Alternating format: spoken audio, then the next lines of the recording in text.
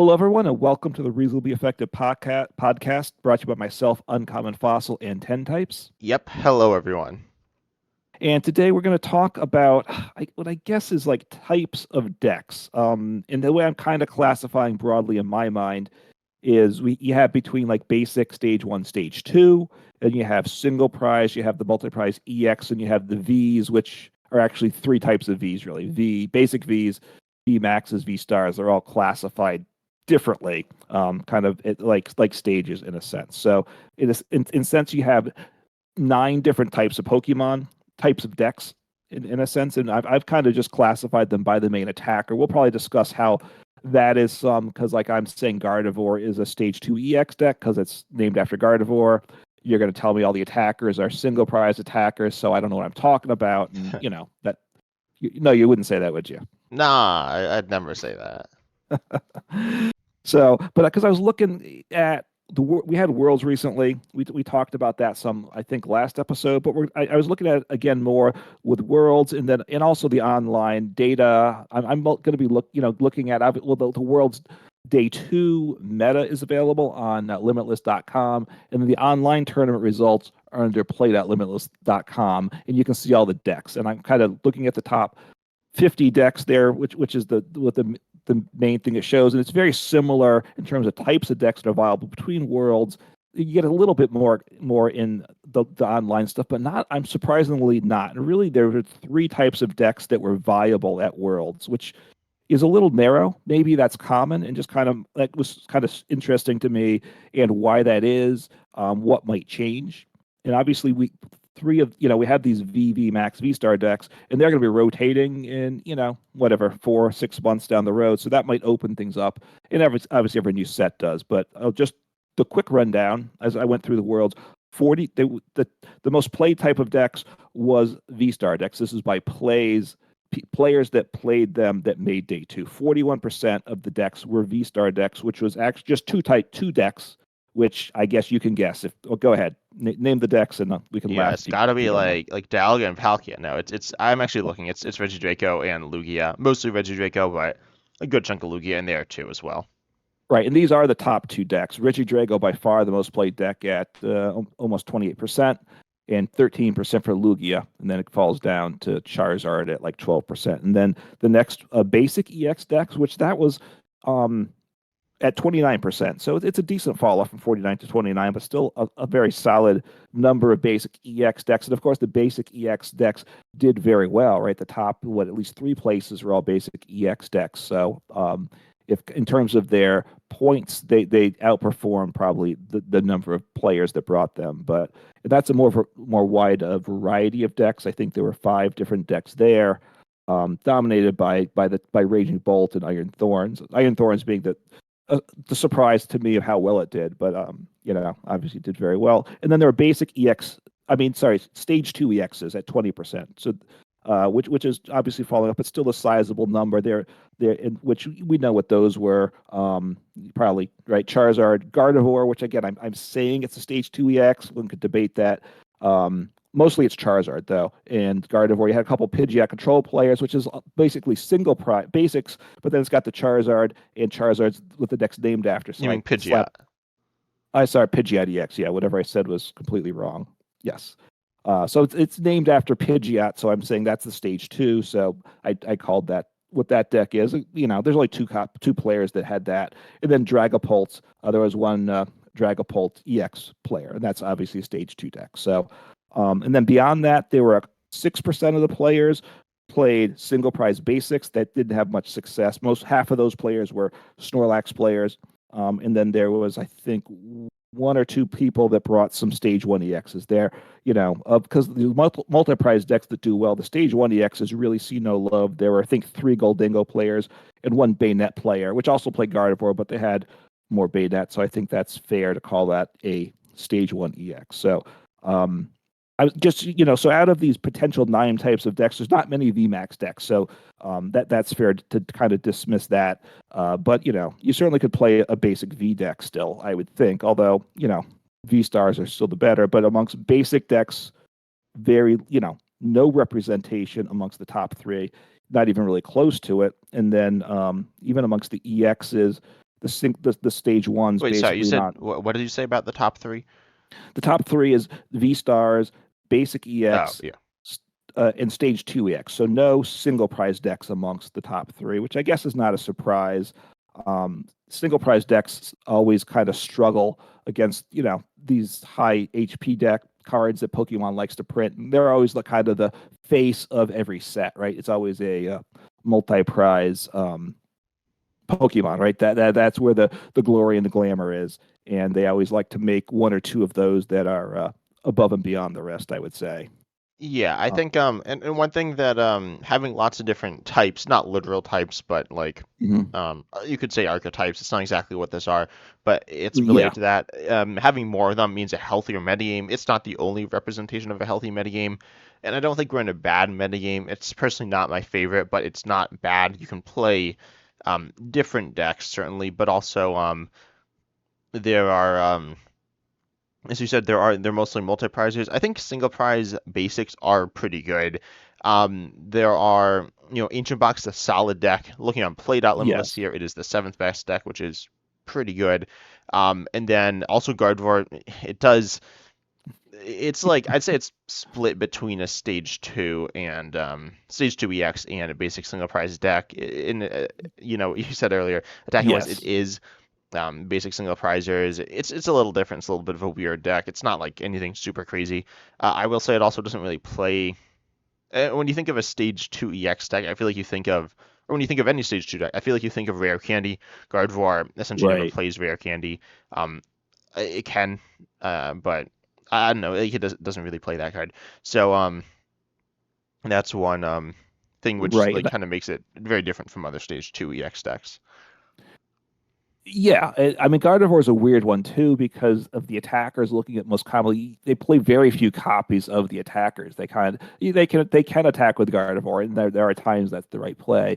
But looking at the thing, there's usually one Drifloon, one Screamtail, and one Fluttermane, and those are your attackers, which is and for single prizers, that's just insanely thin, right? To have in a deck, but it works. Yeah, and then you have different ones. You have like different ideas. Something like Monkey Dory is important to the deck. It's not like in terms of single price basics that aren't the vaults itself. Monkey Dory is usually the highest played, or at least sometimes the highest played. Yeah, And it's very different, right? It does damage essentially, but it doesn't attack, and it can attack, but it's a weird Pokemon. It's a bit of a weird deck, but I do think it is like single prize basic, and then also Snorlax is a single prize basic deck. It's not a single prize attacker because there aren't any attackers. Sometimes there are, right. but it is like Snorlax is essentially equivalent to an attacker. It's like attacking with a Mawile. Um, and then also you have um, Lost Zone. Lost Zone is it's arguably like some of the attackers are. Oh, I went just click on a list and I couldn't find it. Some of the attackers are multi-prize basics, probably EX basics, though sometimes basic Vs. But then you have a number of single prize base. I think when people think of Lost Zone, at least when I think of it, you think of the cards that directly say Lost Zone in them. Those are Comfy, Right. Sableye, Cramorant, Closed Experiment, Mirage Gate. That's what I think of. And the attackers there are all single prizers. They're not necessarily the main attackers. They kind of are. So I'd say that's also like a partially single prize basic deck. Yeah. Well, But the Hawk, like, because and Lost Zone's very good. And only one person made day two with it, which is a bit maybe surprising to me. I guess people probably didn't bring it a lot in general. But besides the Lost Zone attackers, the Cramorant, the Sableye, they've got the Radiant Charizard, which is a single prizer, Radiant, of course, but it's single prizer. And then there's Blood Moon Ursaluna and Ilan Fezandipity. So yeah, you've got Blood Moon those Merchant Luna two. EX because there is a Yes, sorry. single Yeah, prize. It yeah. doesn't seem to play in Lost Zone or much play. It sees some play, but yeah, Right. And because of the way the energy works with the ability, it's a late game attacker, so it's obviously important in the deck. But you're getting going without it. So it's kind of weird too, because the Radiant Charizard's a late game attacker too, that actually does more damage as a single prize. So it's kind of a weird dynamic there as I think about it. Um, but I think that's mostly a single prize deck though. yeah. But Also, I would say there aren't like you said there are nine categories. There are Radiant Pokemon are kind of different. They're not. I don't know. There aren't like Y- any decks that the main attacker is Radiant. This is the Well, closest. There have been like Radiant Charizard decks quite a while ago, around when the card came out, which were interesting. I'm scrolling. Like, how far do I need to scroll to find these decks? Okay, they're like really far at the bottom, but there were like some decks where Radiant Charizard was the main attacker. Um, Very sketchy decks because your opponent could Lost Vacuum it, and that's your only attacker. But um, yeah, so I right. think that I do think basic single prizers like are. You'd agree that they're the fourth best type, would you say? What was oh yeah, single prize? Yes, I would definitely say it is, and I think it's I think Ancient Box is good. That one saw well that there were three copies in day two of Worlds, Yeah, and I feel like and looking so at like Play Limitless, because now we can yeah, see Shrouded Fable. Oh, for anyone who uses play, well, so play.limitlesstcg.com, that's a website that we both use, and it's great for yeah, finding deck lists and learning about the meta. And with this, they recently added mini sets. Well, they added Shrouded Fable. I don't know at if they're going to least continue doing that, but right. they have the metagame for Shrouded Fable, which is cool. Previously, they didn't have it for mini sets, but and in that metagame, like Age of Box is the seventh most played deck. I feel like once you look past like the top 10 decks or so, like only a few people are playing them in the World Championship. So like the data is okay. It's good, especially for like the top decks. But as you get to like the Yeah, like Dragapult and like Bayonet and like Lost Zone, like they're just I wouldn't. I feel like very few people would say like, oh yeah, those decks are like the exact same power level or like same relevance in the metagame. Um, yeah. but yeah, Just one thing in terms of the play.limitless, right, .com, which is the online tournaments, like you said. And you can by default shows the top 50. You can which by the bottom of the top 50 right now, the bottom deck, a Guillotine deck, was played 15 times. So they'll show you all of them, but they get very few plays that are, get super random. So it's probably not bad to eliminate the top 50. The percentages will change some, but basically the V stars, basic EXs, and stage twos are still pretty dominant. There are some more stage basic single prize basic decks. Ancient Box definitely sees more play there than it saw at World, and I think it's in a good place. But then amongst there were the four types of decks that saw 0% of day two play. At Worlds, single prize stage one, single prize stage two decks, V maxes and V basic V dexes. It's essentially zero of those type of decks were on the top 50 and played at Limitless, which I was a bit surprised by that. There was one yeah. single Oh, prize sorry. stage two deck. So you skipped stage one EXs. Would you say that they're the fifth best type of deck? I would say that. Would you say that? Oh, yeah, definitely. You probably could make an argument that maybe they're the fourth, but I think yes, I think they're probably the fifth best type. Yeah, the stage one decks. I want to say the Bayonet deck here that was played is wait. Okay, I want to see the list. I'm pretty sure it's like a Guard deck, but It's sort of. I I mean mean, it plays like a 3/3/2 Gardevoir EX line. It's not exactly good. It's a Gardevoir Bayonet well, deck. Um, right. I mean, it's two God of War EXs. What are their other? It's three bayonets. So the main attacker's bayonet. Do they Yeah, have other that's true. attackers? Not It, really. There's some like other attacking options kind of, but not really. So yeah, that is mostly a Bayonet deck. But yeah. this lets here's like elements of Gardevoir. I mean, like the Right. Gardevoir EX deck itself only plays two Gardevoir EXs anyways. So Yeah. but then yeah, so like stage one single prize or sorry, stage one EX decks would be Yeah. Goldengo and Bayonet. Bayonet has particularly caught Storm a little bit, I think. I might be classified under other now. I'm not sure. There's the Bayonet like Dusclops deck or whatever, which is like floating around. Oh, yeah. I mean, right. I mean, what's under other? Which at this moment, other is the third most popular deck type, but it's obviously a big mixed bag. It's Goldengo EX. That's the predominant of the stage one EX decks, I would say. Um, and Yeah. there weren't a lot at Worlds. Three players and on where is it up on this on the online tournaments? As I'm looking, it's the 15th most played deck, so which is about 1.5% of the decks played. So it doesn't even online. It doesn't see a lot of play, and I'm pretty sure there's not a stage one EX above it as I scroll through. Yeah, no, there's not. So I'd say like they're not super great. They are honestly pretty underwhelming. I feel like and I feel like we were going to talk about how and why these decks are like the way they are, why certain ones are so good. But Yeah, basics obviously are really easy to get in play. If being a basic is like objectively better essentially than being a stage one or stage two, if you had did the same things. That's why basics are good. But then stage twos, no, so stage ones are stronger than basics, and then stage twos are stronger than stage ones, but right. you can get stage twos into play at the same turn as stage ones, and with something specifically like Arvin plus 4 Sealstone and Rare Candy, you can get that like pretty consistently turn two. So then, like, why would you not just play a stronger card? And the stage twos are not just like a little stronger than the stage ones. No, they're like way stronger, the EXs. So, um, yeah, I mean, they're Yeah, insane. I mean, my experience, I kind of I really do enjoy playing single prize decks. That's what I prefer to play, but they struggle to make them viable. And I find that I will say the single prize stage ones I kind of like in that because it's pretty easy to get stage ones, and it's the same thing to evolve and get them in play, right? Which is the same thing is true for EX. Like, yes, you can get the Arvin, the rare candy, make it happen. It's a lot easier just to get your stage one in play, right? So, um, a stage one is I think it's a fair middle ground between a basic and a stage two, and it's a little bit. I think it's significantly easier than a stage two, but you are clearly a turn slower than a basic deck. So I think it's got the potential to be good. I think design wise, Pokemon's not giving them the stats. I think to be competitive. Yeah, I think that's where it is. Like, I was gonna make a tier list of all the stage one EXs. I still might do it, but um, most of them are really boring. Like, I'm gonna try to pull them up real quick here.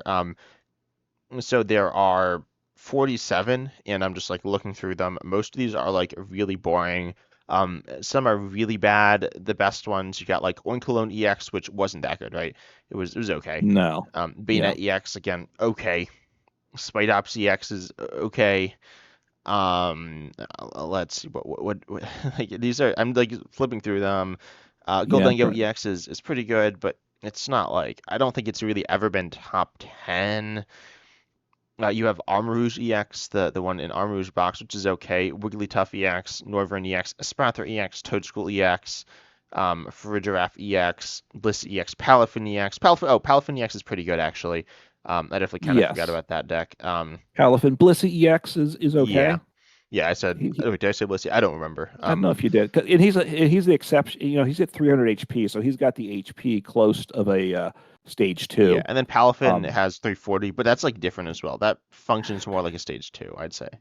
yeah, and well, there is the best EX ever printed in Fortress EX, right? Let's not forget him. Yeah, yeah, I was flipping through them and I must have forgotten that one by accident. Yeah. Um, Look, there is Neuvert EX, which is yeah, we're in a world where yeah, I think I basic said decks are that very one. strong, so it's good. Of course, it's best probably in Regidrago, right? The V Star deck right now. Maybe I don't know. I think it's actually like it's not even played that much in Regidrago. It's played sometimes. I feel like That's it's very true. good, but also then people like gust around. Regidrago's kind of slow. It's not that slow, but Yeah, like consistently getting a certain attacker that's a one of in your discard pile, plus getting the attack off turn two is not something you'll always be doing, especially if you're going first. But you can play it in Regidrago. You can play it in various control style decks or yeah. Well, I've been rolling out defensive lately decks. my Arceus, Alolan Vulpix, Noivern deck, right? Which Arceus is still, it doesn't see a lot of play, but it's still good with its ability. And obviously, if you can wall off basics, you're making life difficult. So it's Yeah. not terrible right now. But yeah, but most of these stage one EXs aren't good. We got Houndstone EX. Yeah, that's not good. I'm Yeah, pretty sure I we got played that. awesome stuff like no, Grafii EX. This is so bad. It's like the worst EX ever, maybe. Got like And we got terrible Slow stuff. King EX that lets you search for any two cards after you plus doing damage. Potentially could be great, right? It's fun, but it's not overly effective. Yeah, I'll say So I think let's wait a little bit to talk about or no, let's talk about them now. So at the World Championships, right, we got some new cards revealed. They Yeah. are trainers Pokemon. They weren't all EXs, right? Yeah, no. So we got the Lily's Clefable EX, I think. We got or maybe it was Clefairy, I don't remember. We got the big one was Enzorg EX, and that one seems pretty good. It's a stage one EX, so I think they will incorporate some more stage one EXs that are going to be good. going forwards, at least the ends Zorak EX, it's clearly a card that they think is good. Out of all the Hmm. cards revealed, it definitely looked the best, and it looks like they are trying to make him good. Like, especially in the past, I feel like they didn't really try to make any of them good outside of maybe Goldengo, but the rest are all like very mediocre, low damage output. I mean, Palafin is kind of interesting, but like I feel like most of them are pretty tame. The best ones are like moderately disruptive EXs and things like that. So um, I think that that will be good for them going forwards. And also, it's not like stage one. Well, stage ones aren't really played, but V stars are like stage one. So once V stars rotate and then trainers Pokemon come in, I think those might start becoming like opening the door for EXs to start seeing play. Yeah, I mean, right. I mean, yeah, losing the V stars. Yeah, right. I mean, the EXs are kind of the natural replacement for the V stars. I mean, the EXs don't have an ability, right, or and the mechanic like the V star or the GX thing that's a once per game. So that makes it a big difference, right? That's part of why the V stars are good, right? If they didn't have the V star mechanic, the V stars wouldn't be so good. Even Reggie Drago that doesn't rely on it, still, it's still a very important that, that one turn you can do it does kick the deck up significantly. Yeah, I So will say that's not the reason that V stars are. I mean, that obviously it makes the cards better, but it's not like so having a V-Star power in your deck is very, very good, but even like you still can have a V-Star power in any deck with Force Seal Stone, which is really good. yes, Um, so the V-Star powers aren't the main reason that the V-Stars are seeing play. I mean, like in individual bases, like Lugia, like obviously Luke, that's right? seeing I was play. thinking, yeah, Um, its attack's really bad, but like they could have rebalanced the card and made it so wasn't a V-Star power. It was I don't know. They could have rebalanced it so it wasn't this once per game thing that was like tamer and it could still have seen play. But like I feel like having like a GX attack right when GXs and because you talked a bunch about you like that GXs and Pokemon V were in format together. Now we have V stars or Pokemon V and EXs yes, together. And having a GX attack was really good, right? it, It's not like you it needed is. it, but it was nice if you could find a good GX attack to add to your deck that would help out a lot. And so you'd want to put yourself in that position. It's not like the only decks seeing play were GX decks. At some point, I think I want to take a look at older formats as well to see like what the metagame looked like. But there were a lot of GX attacks, and including those helped you out a bunch. Stuff like Gengar Mimikyu, a GX attack that was like really good, easy to attack in, things like that were really good. So, and Force Seal Stone, Gengar Mimikyu, Force Seal Stone, completely different cards, but they are these Mhm. cards that are easy to attacking. Force Seal Stone is probably easier, but they give you access to essentially a new mechanic, which is nice. Yeah, and as you're mentioning Forest Seal Stone and earlier with the stage two decks, part of why they're good is because we can get the rare Arcade we can set up pretty well. With the loss of Forest Seal Stone, then your Arven's half as good or even less than that. So right, because at this point you play your Rotom V, your Lumineon V, whatever that is. You have Forest Seal Stone, boom, you get your stage two in play. I think the stage twos are going to take a possibly a meaningful step back by the loss of Forest Seal Stone, right? Because that you get your Pidgeot EX set up, turn two so much of the time in part because of Forest Seal Stone. How's the adjustment going to take place after that? Is it going to be a little more random, and that can open up the space for stage ones? Yeah, we might see more people like working with TM Evolution. It's a tool, and Right. going second. It kind of is similar to a rare candy because it allows you to evolve faster. Um, there are some cards that are like kind of similar, but not the same. So it's definitely something I wasn't really thinking about. I mean, I play some stage two decks certainly. So yeah, and I play like Force Steel Stone. I mean, it's a really good card, right? So Yeah. yeah, but then so what are the so I think VMAX are like pretty clearly the worst. I don't think it's like saying VMAXs aren't good is like an issue. Like I don't think they need to be good. There's only like No, what like 10 of them or there's that's what I was 11. going to say. I'm not sure how many in format now. Not a lot, right? So essentially, the VMAX time is done, which is interesting. There's a few lingering around, but it's really obviously the V Star's time to shine. So and I think that's fine. Yeah, yeah. So there are 11. The best of is Regieleki VMAX. I believe the other ones are like The other ones aren't good. Right? I'm just gonna say that. Regieleki VMAX isn't that good. Could play We have Kirim VMAX, so that's you can kind of I've done you can do something with it, but yeah, that yeah, but that's like not. You can do something with like a lot of cards. a lot of them you can't even. I was trying to do make decks with all of them. I decided it wasn't even worth trying on some I of feel them. like They're you just can. I feel like you could say like I have an Arceus V Star deck plus this VMAX, and it like no, you actually could. works. Well, yeah, I mean, back in the Arceus V Star days, there like every V Max and V was paired with Arceus to in probably won an online tournament, right? At some point, Yeah, it I'm felt flipping like. through these. So obviously Regieleki VMAX has seen competitive play.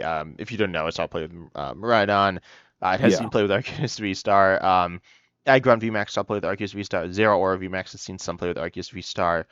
Not sure about the other ones. I don't know. Like they're not great, but oh, one random thing. This is like kind of it's like kind of related. V stars are shockingly getting noticeably better in the next expansion. Not for any specific reason, but because a lot of them just so happen to get cards that synergize well with what they do.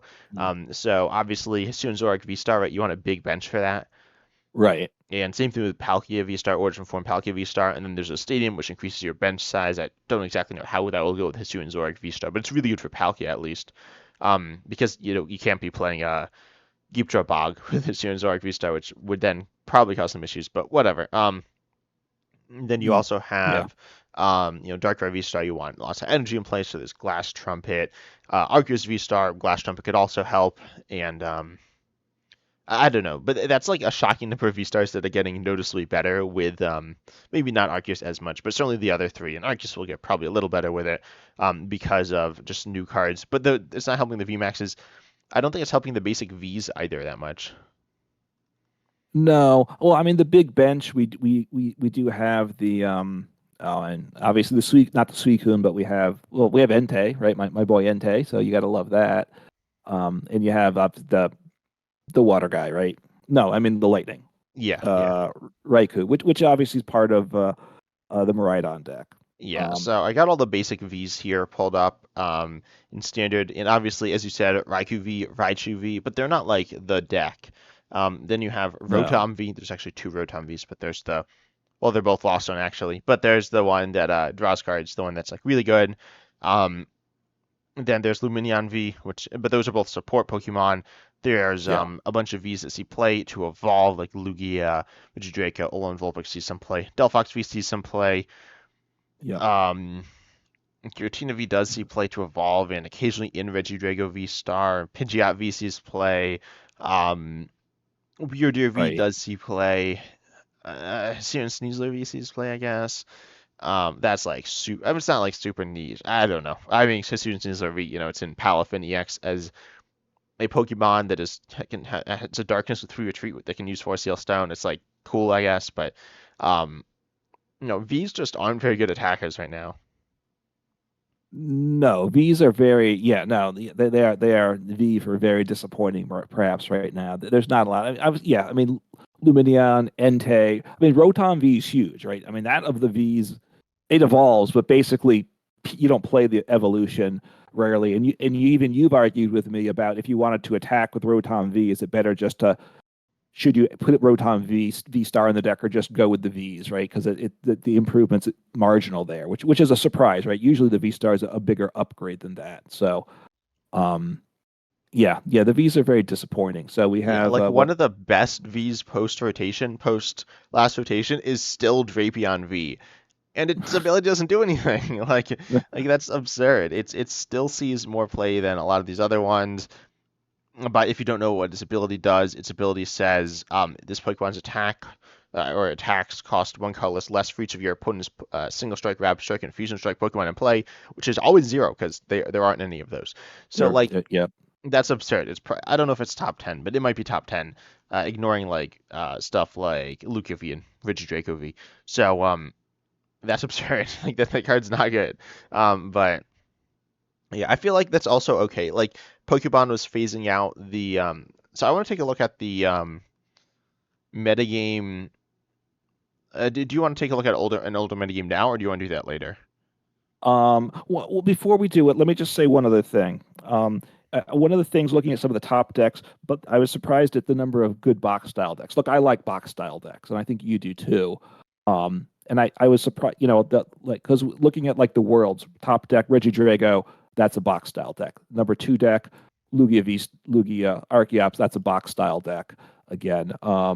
You get they're not box style decks, but then Gardevoir at number six, box style deck. So three of the top six decks are box style. Seven is Yeah. Maridon. That's Sorry, a box style. I was sneezing. I was gonna say something, but then I started sneezing. Okay. So yeah, Lugia is like a box. It's not as much of a box style deck as like Reggie Draco, and Gardevoir's like not a true box style deck. I feel like, but still, Reggie. or wait, which one? No, sorry, Gardevoir's not a true box style deck. Reggie Draco is definitely a true box style deck, though.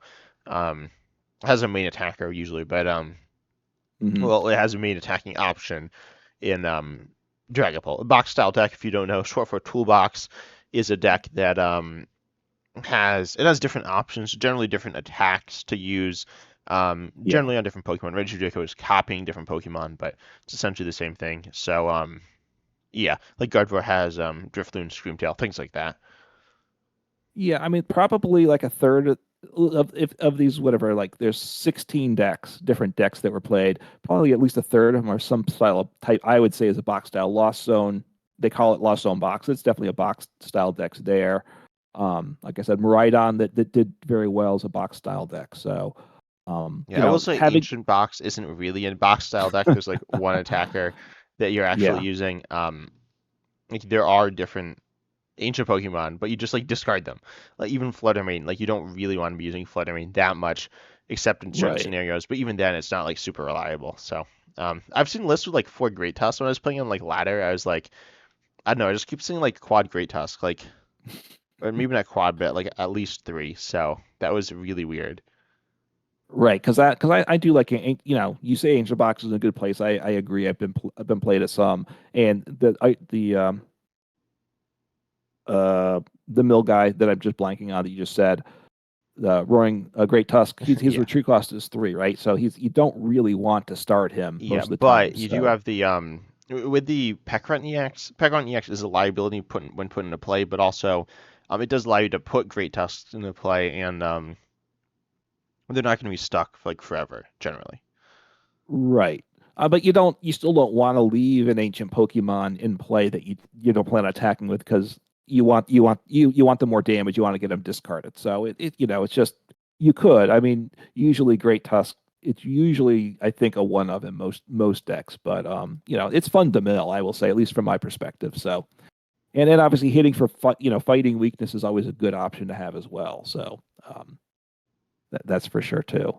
But I yeah, guess. I mean, wait, no, but you can't hit. You need to be playing fighting energy to hit the fighting weakness, though. Um, that's true, which they don't usually play. yeah, I I mean, have seen that. I have seen it. It's like particularly useful against Iron Thorns because they're doing so little damage, and they do yeah, have good gusts, but like um, you can actually attack with Great Tusk. You one shot them, so that's pretty strong. yeah. So I mean, look, there's a number of decks that have attacking options do well. Now some decks have like a primary and secondary attacker that would like Chien Pao.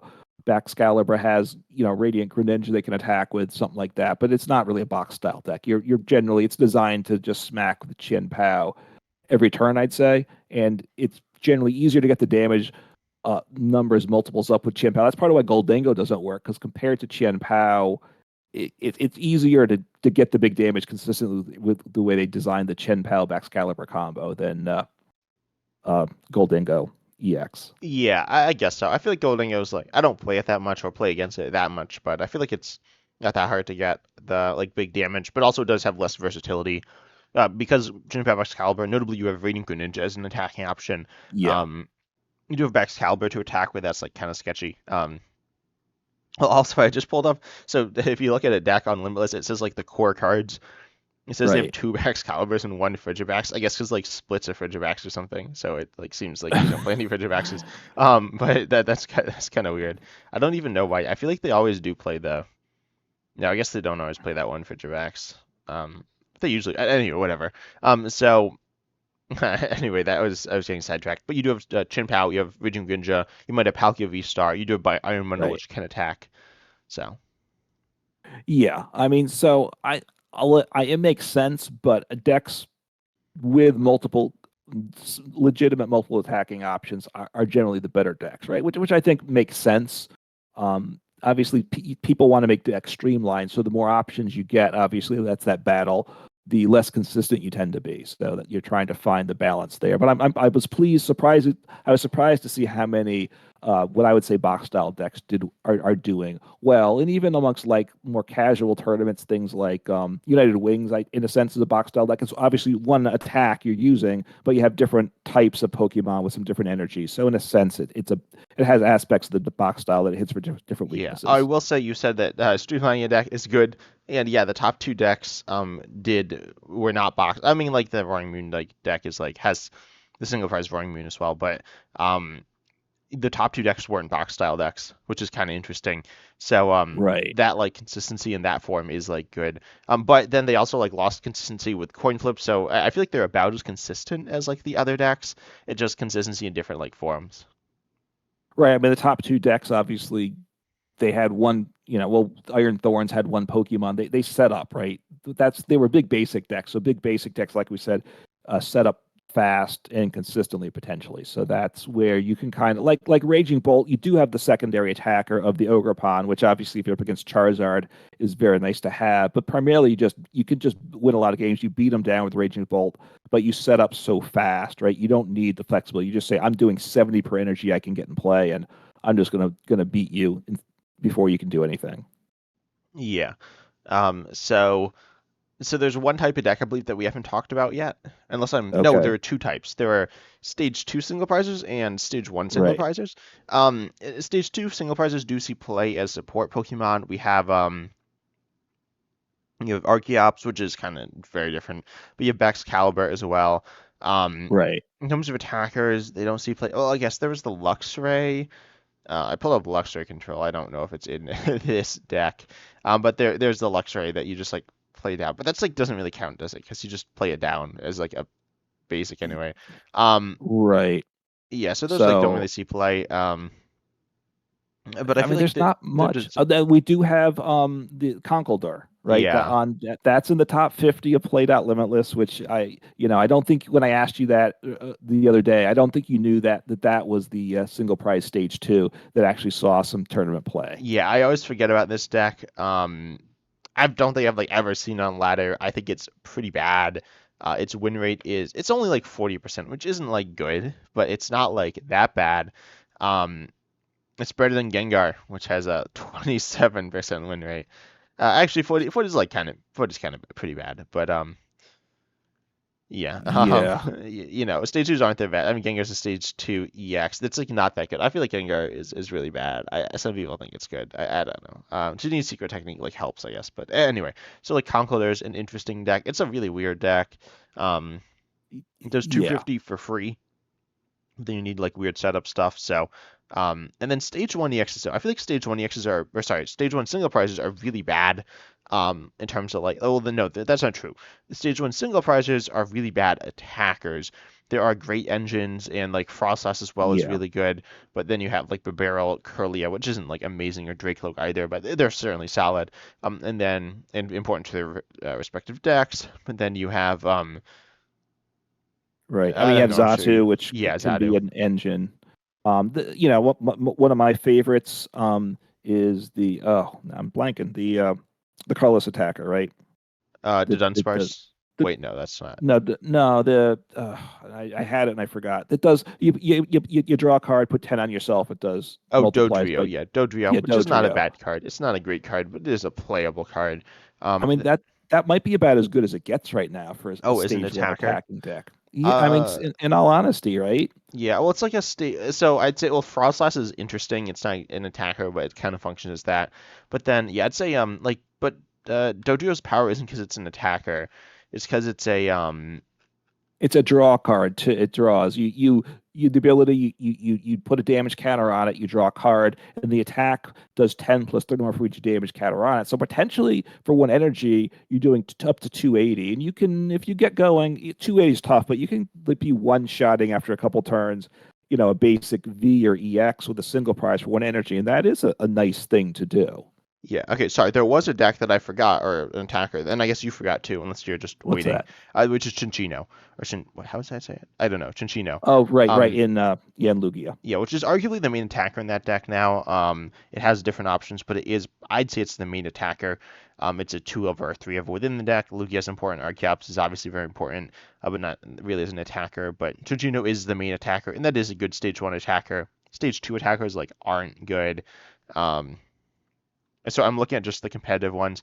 Like there's the Dusknoir Dusclops, Right. and Um, there's the Luxray. That's like kind of different.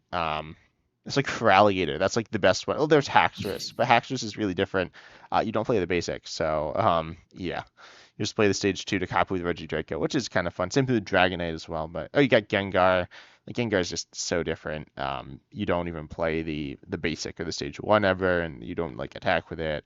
Um, yeah, so right. It's more support. You do have like the Dartrix in United Wings that you can attack with. That's obviously important in the deck. Besides getting, you don't necessarily just discard it. You want to be able to one shot that Charizard EX. So it has value, but it's obviously just a niche thing within the deck. There is the Scissor, right? The stage yeah, one yeah, I that's like that card.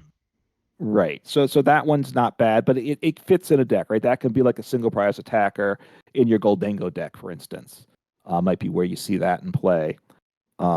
And then you see, um, you also see the Frostlass, which is a different type of stage Yeah, one, right? It's yeah, yeah, yeah, which we ability. were It's talking not a about. support Pokemon, but it's doing damage and causing disruption in that Yeah, regard. uh-huh. Then there's also like, Matang, which is like, I don't know, that's very different as well. But I'm Yeah. looking at the list of the ones that have seen competitive play, which means in-person tournaments. We got for stage ones, we got like Camerupt, Donphan, Mabostiff, Wugtrio. Let's see, we got Jolteon, Flareon, Aerodactyl, Bellibolt, Spidops, Satitan, Scovillain, Espathra. What was that? No, that's not Zoric. But breaks in. Who's playing Torracat? I don't know. Raichu, Beheeyem, Hisuian Brivy. Like there are all these Zoric attackers. And there's like 20 or Right. 30 of them that are like kind of good, but they're also like kind of weird. The Hisuian Zoric played in Zoroark. Who's playing War Turtle? Okay, sorry. But yeah, like Slowbro is good, taking two prizes if you are down. Oh yeah. If your opponent has one prize remaining, it is like good. Yes, yeah, I was going to say Slowbro, and I forgot. So I'm glad you brought him back up because again, you're right. These obviously back in their day with the Zoroark decks are when these things shined, and they kind of still kind of hang on, is what I'd say, where they're largely at. Yeah, but I feel like Pokemon just needs to make single prizes a little better, just in general, or make them interesting. Like a lot of them are just kind of boring. Um, and like if they want to make good, like when they make good attacks, they make them really expensive. You just like can't overpay. You can only play with reversal, which you can like kind of get away with, but not really. It really depends on the attack if it just what it is. But yeah, oh, Bronzong is also good. Venomoth, I didn't say Venomoth. That one's pretty good. But yeah, that's one of the top other decks right now. But now I think I want to take a Okay, look yeah, back at let's see at let's say Evolving Skies. Team up through Evolving Skies. Does that seem like a fair place to look? yeah. So you're taking a look on Played Out Limitless. Yeah, or maybe you don't. There's only 52 tournaments. We could do team up through Chilling Reign, which had 409 400 tournaments. Should we do that instead? We won't get to see Sure. Zoroark there, but whatever. To go So through the decks here. So Play Out Limitless. This was back in whatever. So Shadow Rider Calyrex yeah, is the or sorry, top can deck. we? So what are the categories of decks? Because obviously there aren't EX decks, but there are basic stage one and stage two single prizers. There's Hmm. basic Vs, V maxes. There are no V stars though, so that's five. Right. Then there are also Then we have GXs. We have, I guess, three category in tag teams. So potentially three types of GXs. well, no, there Basic would be GX. four types of GXs. There's I'm sorry. Yeah. tag teams, basic stage ones and stage twos, and then were V unions out at this time? Uh, Oh, I I don't don't remember. Obviously, they're not that good. They're kind of know, but different, so that we would don't. be it's obviously somewhere along the line that came up as a type two. So single prize, we had three types. We Five had types, four types of GXs, the and two types of Vs. So that's nine types again. GX, the basic one and two, and then and tag team. Yep. One, two, three, four, five, six, seven, eight. Yep. So nine types once again. So the magic nine types. That should be the name of a top tier channel, I think. So I had like a nightmare last night that like fairy type was coming back. It was horrible. Um, so um, yeah. Anyway, so the best All deck. right. We get to talk about my boy here at number 12 when we get there. So we'll have to go down that far because he's 2% of the meta. So We'll talk anyway. about the top 10. Then other doesn't count, so that'll leave us to deck 11, and then that's good. So here the number one deck is Shadow Rider Calyrex VMAX. We got a bunch of other VMAX decks. We got Eternatus, Calyrex, which Yeah. is Ice Rider Calyrex, which is kind of weird because there's like Shadow Rider Calyrex and there's just Calyrex, which is a different Calyrex, but whatever. There is Yeah. Urshifu, which is Rapid Strike Urshifu VMAX. Yep. There's more Calyrex. There's I think Malamar. Wait, is that Malamar VMAX? That was like I forgot it was this good. Victini Malamar VMAX. Weavile. Yeah. Um, Victini VMAX, Delmise VMAX. What is this one? Well, yeah, We my got more Ice boy. Rider, more Urshifu, Dragon Ball VMAX, Blaziken. There's a bunch of VMAXs. So, Yeah, and we're um, getting down to what about to 1% there, so close to it. So we're well below 2% of play. So, but like what half the decks almost it seems like are VMAX decks, yeah, about that. Maybe more. Like the top three decks are all VMAX decks. I feel like, right? yeah, We had the maybe one. half or so. I mean, we had the one, the two, the three, the five, the 11th, 13th, 14th, 15th. I think were all VMAXs, and then I Yeah, stopped writing them down. So that's a lot, yeah. a good Um, amount. and then we have tag team decks, which were the basic three prizers. VMAXs were three prizers. Tag teams were three prizers. So we got ADP here, Yeah. ADP Moltres, ADP Zacian as well. Then we have Well, Zacian Luke Luke Metal, Metal. right? Yep. Yeah. And then we have, and by the way, all three of those decks were basic tag team GXs, but they were also basic Pokemon Vs. I feel like those are both, they're pretty split between those two. What do you say is fair? Yeah, I mean, they would have had what more copies of Zacian than the tag team Pokemon, right? Yeah, not in, I don't know about the ADP deck, though that also might have had more copies of Zacian. I don't know. It varied some. It Yeah. looks like it has two of each. But then, there were so those were that's all the decks in the top seven are those two types, and then we have Mewtwo Weavile. That is the Weavile is a stage one GX, but it didn't attack. What I just opened the deck. There's a So card what? that's not Oh, so was rendered. it? So was it? So that was a tag team then, right? So it was a Mewtwo Yeah, there's a Mewtwo. GX. Yeah, Mewtwo Mew Tag Team GX. There's a card that that's Sabrina and Bryson, the cursed card, that got like 3 months of standard legality. And then there is um Pikarom. There, That's down at 17. Okay, so we had what? yeah, and then I don't know. I can't really find any other Yeah. I mean, tag I think teams. we're getting low enough. We don't need to keep going down Yeah, too Victini much. might. Oh, Victini has tag teams as well. It doesn't really have that many tag teams though. I mean, it's got as many tag teams as it has Galarian Rapidash V. So like, Galarian Rapidash V is not bad, but it's not that great, Whatever. Then so those were like the big two. And then, do you want to talk about any decks? Any ones you want to talk about? You want to talk about the single prizers? Well, we should talk. All right, so let's think. We've covered 1 through 7 all the way, right? Hmm. So, I mean, we need to talk about the number 8 deck, Yeah. right? Well, which is a single prize deck? It is, yeah. So we single prize. That's a single prize stage 2 deck, which in Decidueye. The goat. Um, Um, exactly. Back in yeah, the day. it's like Mimikyu, but a stage two. Except like every deck was just well, except the difference is that EXs. Well, okay, this is same for GXs, but GXs aren't very good outside of the basic one. So um, they the VMAXs, evolve from basic Vs. Same thing with V stars. So if you're a VMAX deck, you have no way to beat essentially what's Mimikyu, or it was Decidueye back then. And it wasn't that hard to get into play. And once you got into play, you essentially just automatically won. Its matchup Right. spread is like, it's not the craziest matchup spread, but it's like it's kind of extreme. So Right. I yeah, mean, because back then you had Evo Incense, which got you any evolution without having to discard. So that was awesome. You get your stage 2, and you had the Shady Dealings and Teleon engine that would get you your rare candy. So you set up pretty very well back then. Even without Arvin, that was really probably a better engine for a deck like that than we have now. Yeah, which we'll actually be seeing a Pokemon similar to Inteleon, which is a stage two of stage one and stage two. The Drizzle is stage one, which is important. The Inteleon obviously is stage two, and those were important. But we're gonna see the Noctowl, a stage one single prize like engine coming back in the next expansion, Stellar Crown, being very similar to those, which is gonna be cool. And then the number 12 deck we don't really need to talk about. No, it's Rapstick Malamar. I don't like this deck. I think it's like not good. But also it's like win rate's like also not good. But we Let's, don't need to yeah. talk about that, right? No, it's it's Look, it was a single prize deck that could smack hard, right? I mean, yeah, it's kind of like Goldengo. I feel like it's just very similar to Goldengo, EX, except it's a single prize stage one. But then it's more awkward because it's these rapid strike cards which you can't necessarily search out as easily as basic energies. right. Look, the good thing about the deck is the attack was a multiply of 40 per rapid strike card you had in hand, and then you shuffled them back in. So as the game went on, you were discarding all of your non-rapid strike cards. So your deck your damage level would increase nicely over time, which is kind of how it is, say, with a deck like Mad Party United Wings as well. You have this damage ramp that naturally occurs as the game goes on. Yeah, yeah, it does. But I do think it is. It's actually very similar to Golden Arrow in a way that I wasn't like thinking about. Okay. Because I don't think about this card. So, You try not to, yeah, yes. no, it's like whatever. So there's stage one single prize.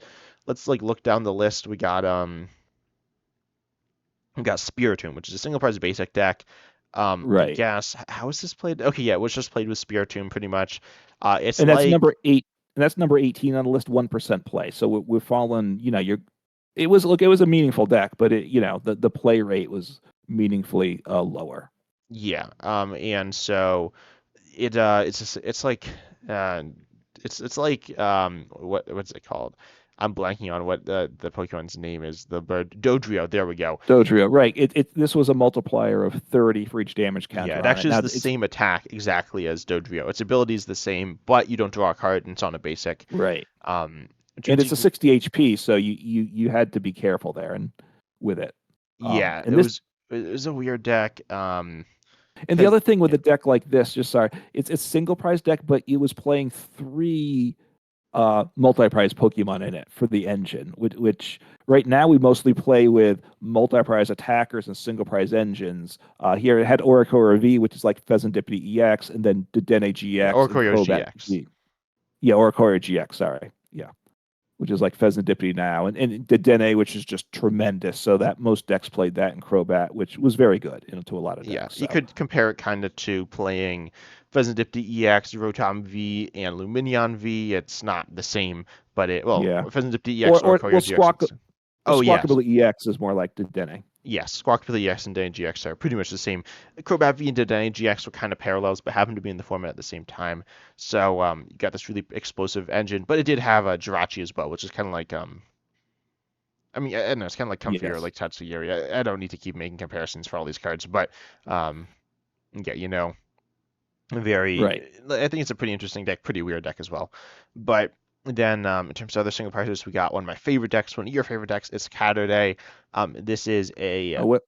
Where's that on the list, by the way? It's Oh, I the see, next single. 24. Yeah, So 24. less than 1%. But yeah, a very fun deck. The sequencing was really interesting with it. Yeah, it's a very weird deck. This deck plays 32 Pokemon. That's a lot.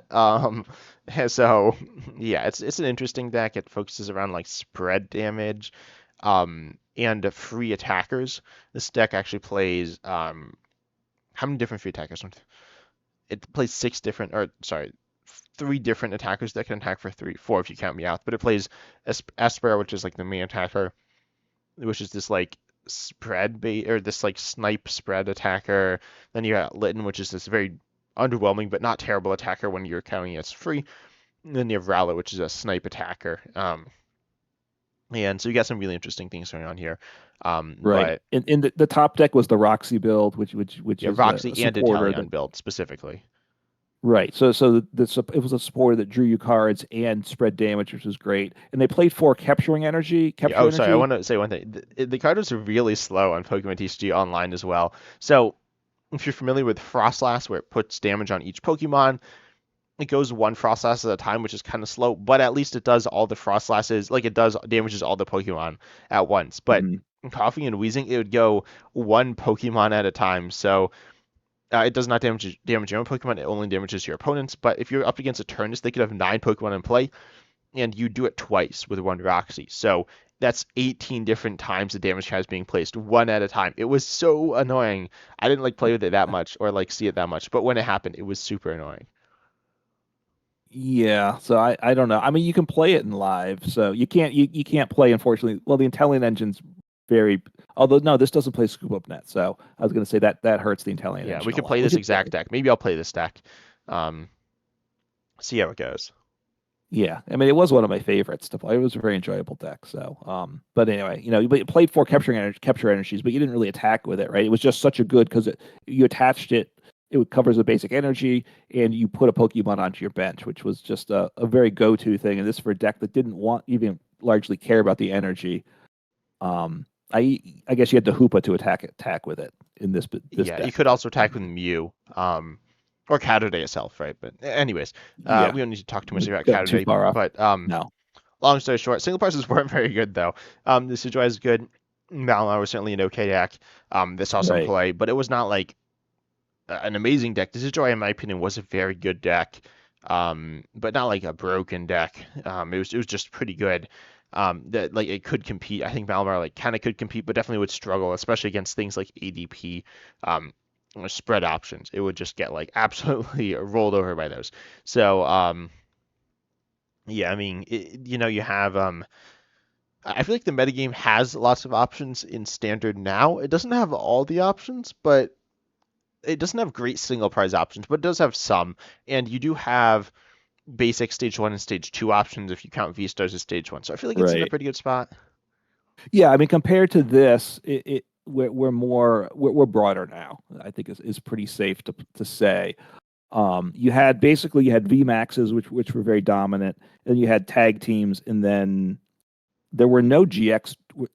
There really were no GX non tag team decks, right? It looks like No, from I what I don't think there were really any that were good. There was Weavile wow. GX. I mean, there's like there's no, not there's Tedena GX, but yeah, it was mostly tag teams. I'm just gonna take a quick scroll I guess you through. had with the Mewtwo and Mew, right? I guess would have Um, GX attackers it could copy, right? that's true. Well, but the Mewtwo Mew deck was Mewtwo Weavile, which doesn't have it. Just looking at it, it doesn't have any GX attackers that aren't tag teams. It has the main one is going to be Umbreon and Darkrai tag team GX, Greninja Zoroark tag team GX, and then Mega Sableye and Tyranitar tag team GX. So, and I'm sure there are lists with the ones that aren't tag teams, maybe Incineroar GX. Okay, this one's got Silvally GX, which you could copy, but it's mostly there as an engine. Um, you will find some. I'm sure I can find some. Maybe I don't know. I mean, it's mostly I guess if you look at ADP Zacian, that'll probably have that have Mawile GX. I don't know. I mean, it's hard to find though, because just single prize GXs weren't good. Yeah, this one has Mawile Yeah, GX. That was very commonly played, but that was like different as well. It was used for its ability, and its attack was okay, not bad, but not great. It has a weird GX attack as well, which is really bad in the deck because ADP's GX attack is like the best attack ever, like literally. But I don't know if it's literally the best attack ever, but it's one of them best attacks ever. Um, yeah. I think it's an overrated card. Personally, I think it was very good, but I don't think it's. Some people think it. I think it's somehow formed into this legendary Pokemon that's like regarded as one of like the top 10 best Pokemon ever. It's not that. Most definitely, it's good, but it's not there. But um, Yeah, look, you like the Pokemon, right? A lot of people didn't like it. I was on the not like side, and therefore, I mean, I didn't I like think, to play against it, but it was a deck that was fun to play. You said you like toolbox decks. It was a toolbox deck, yeah, certainly to the level that like Miraidon's a toolbox deck. It's around that same level. It actually is pretty similar to Miraidon EX, I'd say, where you can take extra prize against single prize decks, mhm. and yeah, some energy acceleration, but not like the most powerful energy acceleration in the game that's like super consistent. And you also have a bunch of different basic attackers that do different things, but not super different things. Yeah. I mean, two things. One, based as you talked about ADP, partly I didn't play it because back in the PTCGO days, the economy was much tougher unless you wanted to actually spend money to buy packs because it was a supply demand system and ADP was very good. So it was very expensive. So I held off. I was too cheap to want to invest in that, I will say. Um, the other thing is I was taking just a look on at play.limitless.com between back the Chilling Reign meta versus today's Shrouded Fable meta. Obviously, the number of plays are different, but the kind of the distribution of percentages from like the top most played decks was 13% back then. It's like basically 30% now. You get down to the bottom. The distribution is very similar. The types of decks obviously have changed, but the deck diversity of particular specific archetypes is very similar. So the meta diversity is almost identical, surprisingly to me, as I look about it. Like I can look around the same spot on the list. The numbers aren't too different from one to the other. Yeah, that's interesting. But I don't think like it's also a little weird. Decks are categorized differently. I feel like on the older meta, like in the current meta, all the decks are pretty much different, right? Maybe Hmm. some are like a little blended together. Like there are some different Arceus decks and some different control decks and stuff like that. But then with the older metagame, there was like a bunch of Shadow Rider decks and like Urshifu decks, and then like all the decks played like the same engine as well. Like in standard, yes, there's a lot of barrel, I guess is the main engine, and like Squawkabilly. There's no like main engine that like most decks are playing though. So No, right, right now that we have, yeah, we have diversity for that. Yeah, support Pokemon. There's a mix. Obviously, there's certain ones you see common, but I think it's probably more diverse. And it really was back then. It was VMAX decks and tag team decks and a couple single prize decks, which were really kind of counter decks, right? They kind of had a place because they could beat some of these big decks, I would imagine. So, we had two deck types. We have, at least we have three types of decks between the V Stars, the EX Stage 2s, and the EX Basics right yeah, and I now do think for basic single viability. prizers are definitely they're viable. You can definitely play single prize basic decks. Ancient boxes the single prize basic deck, and then you have Snorlax, you have Lost Zone, and then you do have like Gardevoir, which is different, but might be what you want if you are looking for that as well. Right. So, yeah. So we're at certainly a good place of diversity. I think we've known that for a while. Um, I think obviously rotation things are going to change with V stars going away. But even as the next set comes out, you've made some mention. Maybe some of the other V stars will rise up. Some of the basic Vs will come back. Maybe I certainly would like to see that, and certain things happening. So things keep changing. We have that mix. We're in that place. It's in a funny place. Worlds just happen. So um, there's a certain that defines a certain defined meta that stays kind of fixed up and in some ways the net meta between now and rotation is kind of a very fluid place in my mind. That's just kind of how I perceive it. Yeah, yeah, it's kind of weird. I think certainly from between Worlds and then the next set coming out, the meta is kind of thought of as the Worlds meta, but also Worlds. I think not necessarily speaking for everyone, but I think a lot of people are expecting it to be, Charizard EX and Gardevoir EX very like high performing. It's not like they're like Yeah. bad, but they weren't great. They weren't like the best decks. Regidraco wasn't like a massive shocker, but Charizard, as I said, Charizard and Gardevoir underperformed. Iron Throne CX in big basic decks as a whole overperformed compared to what people are expecting. So Right. it leaves things kind of, as I said, as you said, in a weird spot. But I think the meta is like it's in a solid place. It's not my personal favorite meta, but I think if I'm looking at it objectively, I think it's an objectively good meta. Is how I describe it. Yeah, I would probably earlier this year. I think I liked it a little more than now. I think with the next set, we're not that far, right? We're like What a do you mean? week. So with like Temporal Forces, Twilight Masquerade, or something else, or like Paradox Drift? Um, I'm not sure. I'm trying to take a look. So, um, I think Reggie Drago. I like Reggie Drago. I think Reggie Drago is a bit too good now for my taste. I like a box deck, but I like it to be a little bit more. I prefer Reggie Drago to be a little more rogue than it is. Yeah, that's fair. Playing Rogue Box decks is fun. And I just don't like Lugia. I haven't. I don't think you've liked Lugia either, right? It's That's just too. true. It's just too random It to me. feels random. Yeah, I feel like Regidraco also has that issue.